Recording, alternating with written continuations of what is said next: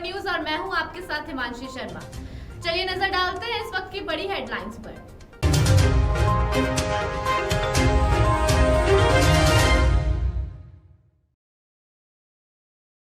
Rajasthan civil services के परीक्षार्थियों के लिए बड़ी खबर, रोडवेज बसों में कर सकेंगे फ्री में यात्रा। हड़ौती के 10,000 बाढ़ पीड़ितों को मिलेगा पीएम आवास योजना के तहत घर। स्पीकर ओम बिरला के प्रयासों से मिली विशेष स्वीकृति। जयपुर आयकर विभाग ने बढ़ाया जांच का दायरा, अब 30 अधिक ठिकानों पर छापेमारी। सीकर में भीषण सड़क हादसा, खड़े ट्रोले में घुसी कार, 3 की मौत, 1 घायल। और अब खबरें विस्तार से। कांग्रेस की राज्य स्तरीय कार्यशाला का आज दूसरा दिन है। एनएसयूआई, यूथ कांग्रेस, महिला कांग्रेस और कांग्रेस सेवा दल के नेताओं को सत्ता और संगठन में सुधार के लिए अपनी बात रखने का मौका मिलेगा। चारों अग्रिम संगठनों के 20 से ज्यादा नेता को 5 से 7 मिनट अपनी बात रखने का मौका दिया जाएगा। इसके बाद शाम 4 बजे मुख्यमंत्री अशोक गहलोत कार्यशाला को संबोधित करेंगे और मुख्यमंत्री के संबोधन के बाद कार्यशाला को समाप्त कर दिया जाएगा। कार्यशाला में भी 600 से ज्यादा प्रतिनिधि भाग ले रहे हैं। गौरतलब है कि कांग्रेस चिंतन शिविर में लिए गए 10 प्रमुख बिंदुओं पर कार्यशाला में चर्चा हो रही है। इनमें युवाओं को सत्ता और संगठन में 50% भागीदारी देने, संगठन में मंडल और संभाग स्तर पर संगठन में बदलाव, साल 2023 के विधानसभा चुनाव और साल 2024 में होने वाले लोकसभा चुनाव में पार्टी क्या रणनीति अपनाएगी, ऐसे कई मुद्दों पर कार्यशाला में चिंतन हो रहा है। प्रदेश कांग्रेस के अध्यक्ष गोविंद सिंह डोटासरा का कहना है कि चिंतन शिविर में जो फैसले लिए गए हैं उनकी 100% पालना भी की जाएगी। 15 से 17 जून तक हिमाचल प्रदेश के धर्मशाला में वीसी से नहीं खुद मौजूद रहकर राज्यों के मुख्य सचिवों के साथ संवाद करेंगे पीएम नरेंद्र मोदी। इसमें राज्यों के सीएस अपने डेवलपमेंट विजन और उसे लागू करने के एक्शन प्लान को लेकर पीएम के साथ मंथन करेंगे, जिससे पूरे देश भर के सामूहिक विकास का रोड मैप और ब्लूप्रिंट बनकर तैयार होगा। सीएस उषा शर्मा भी इसमें शामिल रहेंगी। सीएस उषा शर्मा ने हिमाचल प्रदेश के धर्मशाला में 15 से 17 जून तक होने वाली सीएस कॉन्फ्रेंस की तैयारियां तेज कर दी हैं और वहीं केंद्र ने इस कॉन्फ्रेंस के लिए हर प्रदेश को बातचीत के बिंदु या प्रस्तावित एजेंडा बिंदुओं को 5 जून तक भेजने को कहा है। फसल विविधता, राष्ट्रीय शिक्षा नीति का क्रियान्वयन, तिलहन दलहन में आत्मनिर्भरता और अर्बन गवर्नेंस एलसीजी के बिंदु रहेंगे। इसके साथ ही राज्य की ओर से महिला और शिशु स्वास्थ्य और स्किल डेवलपमेंट जैसे विषयों को शामिल किया जा सकता है। हर राज्य को अपने अधिकतम 3 वरिष्ठ अधिकारियों को लाने के लिए कहा गया है। ऐसे में कॉन्फ्रेंस में सीएस उषा शर्मा के साथ आयोजना सचिव भवानी सिंह देथा, एसीएस स्कूल शिक्षा पीके गोयल और कृषि प्रमुख सचिव दिनेश कुमार भी शामिल हो सकते हैं।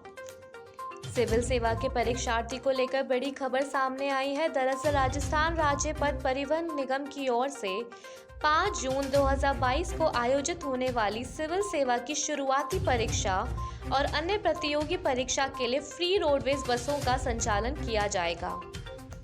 परीक्षार्थियों को साधारण और एक्सप्रेस बसों में परीक्षा केंद्र आने और वापस जाने के लिए निःशुल्क यात्रा सुविधा भी दी जाएगी। परीक्षार्थी परीक्षा केंद्र तक जाने और वापस आने के लिए सीधी बस न होने पर 1 से अधिक कनेक्टिंग बस का भी इस्तेमाल कर सकेंगे। जोधपुर डिपो के मुख्य प्रबंधक कुलदीप शर्मा ने बताया कि प्रतियोगी परीक्षाओं के लिए उपलब्ध संस्थानों के साथ संचालन का प्रयास करेंगे। गौरतलब है कि बजट घोषणा 2021-22 की पालना में प्रदेश में प्रतियोगी भर्ती परीक्षार्थियों के लिए निःशुल्क बसों का संचालन किया जा रहा है। राजस्थान अध्यापक पात्रता परीक्षा रीट 2022 के आवेदन के लिए राजस्थान माध्यमिक शिक्षा बोर्ड ने अभ्यर्थियों को एक और अवसर दिया है कि अब कैंडिडेट्स 5 जून तक अप्लाई कर सकेंगे। बोर्ड सचिव और रीट समन्वयक मेघना चौधरी ने बताया कि रीट कार्यालय में कैंडिडेट से मिली शिकायतों को ध्यान में रखते हुए उनके हित में रीट 2022 के परीक्षा शुल्क चालान बनाने और ऑनलाइन आवेदन पत्र भरने का एक और अवसर देने का निर्णय किया गया है। इसकी संशोधित अंतिम तिथि 5 जून रात 12 बजे तक रहेगी और परीक्षा शुल्क चालान केवल ई-मित्र के माध्यम से ही जमा किए जाएंगे। कैंडिडेट्स रीट 2022 परीक्षा के लिए इस वेबसाइट पर आवेदन कर सकते हैं। गौरतलब है कि बोर्ड द्वारा पूर्व में रीट के आवेदन भरवाए जा चुके हैं, लेकिन प्रदेश के कुछ अभ्यर्थियों की शिकायत रही थी कि अंतिम दिन फीस जमा करने के बावजूद चालान जनरेट नहीं हुए और आवेदन नहीं कर पाए। कुछ अभ्यर्थी मामले को कोर्ट में भी ले गए। कोर्ट ने भी कोर्ट से अभ्यर्थियों के आवेदन भराने के आदेश दिए थे। माना जा रहा है कि बोर्ड की यह कवायद कोर्ट के आदेश की अनुपालना में ही की गई है। हड़ौती में पिछले साल हुई भारी बारिश के कारण आई बाढ़ से प्रभावित हुए 10,000 से अधिक लोगों को प्रधानमंत्री आवास योजना के तहत मकान बनाने के लिए मदद दी जाएगी। लोकसभा अध्यक्ष ओम बिरला के विशेष प्रयासों से केंद्रीय ग्रामीण विकास मंत्रालय ने प्रधानमंत्री आवास योजना ग्रामीण के तहत इसकी विशेष स्वीकृति दिलवाई है। पिछले साल मानसून के दौरान कई दिनों तक पूरे हड़ौती क्षेत्र में लगातार बारिश होती रही, जिसके कारण हड़ौती के विभिन्न स्थानों विशेष तौर पर ग्रामीण क्षेत्रों में बाढ़ के हालात पैदा हो गए थे। इसलिए स्पीकर बिरला ने हेलीकॉप्टर से हवाई सर्वेक्षण के बाद अनेक गांवों में मौके पर जाकर हालात देखे थे। प्रभावित लोगों ने उनसे मकान फिर से खड़ा करने के लिए सहायता का आग्रह किया था। दिल्ली लौटने के बाद स्पीकर बिरला ने इस मामले में ग्रामीण विकास मंत्रालय में उच्च स्तर पर बात की थी।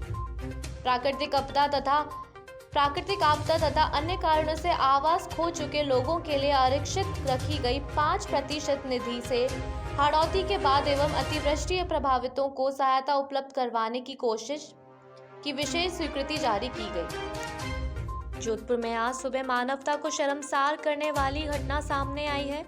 एसीपी कार्यालय प्रताप नगर से मात्र 100 मीटर की दूरी पर एक मजदूर की अज्ञात गाड़ी से दुर्घटना में मौत हो गई। सड़क पर पड़े लावारिस मजदूर के शव को नगर निगम की कचरा उठाने वाली गाड़ी में डालकर अस्पताल ले जाया गया। इस घटना का खुलासा सीसीटीवी से हो पाया।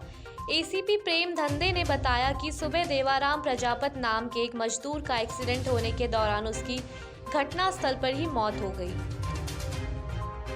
और फिर जब एम्बुलेंस को कॉल किया तो एम्बुलेंस घटनास्थल पर नहीं पहुंची। इसे देख घटनास्थल पर काफी भीड़ जमा हो गई। एम्बुलेंस के ना आने के अवेज में लोगों ने शव को नगर निगम की कचरा उठाने वाली गाड़ी में रखकर अस्पताल पहुंचाया। आयकर विभाग की ओर से बुधवार को की गई छापे की कार्रवाई का दायरा और बढ़ा दिया गया है।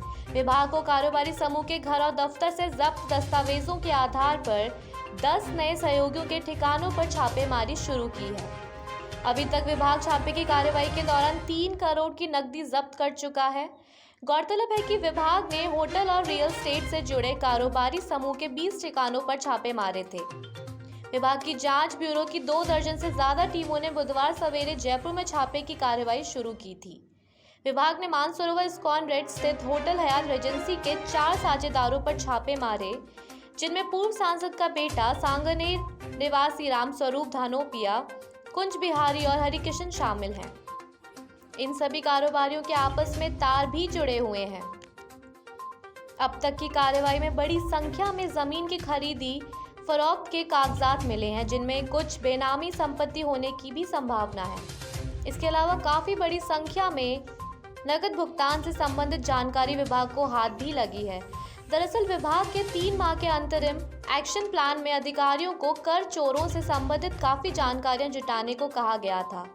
इस कड़ी में राज्य के कई बड़े कारोबारी, बिल्डर, डॉक्टर, शिक्षण सेवाओं से जुड़े लोग, कस्टम ब्रोकर और कस्टम सेवाएं देने वाली कंपनियों विभाग की रडार पर हैं।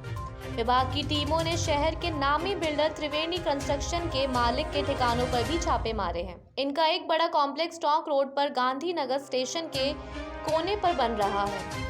इसके आवास और कार्यालय पर भी कार्रवाई की जा रही है।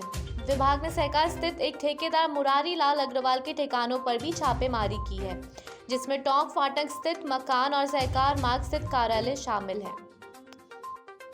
राजस्थान के सीकर जिले के रानौली थाना इलाके के पास हाईवे पर एक भयानक सड़क हादसा घटित हुआ।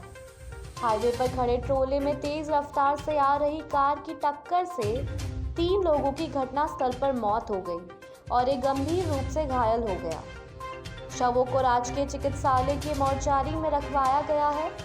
मृतक मंजीत आशीष गुड़गांव के रहने वाले थे और नवीन पिलानी का रहने वाला था। मृतकों के परिजनों को सूचना दे दी गई है। जयपुर बीकानेर बाईपास पर NH 52 पर यह हादसा घटित हुआ। आज के लिए बस इतना ही। बने रहिए हमारे साथ शुभ 24 न्यूज में। नमस्कार।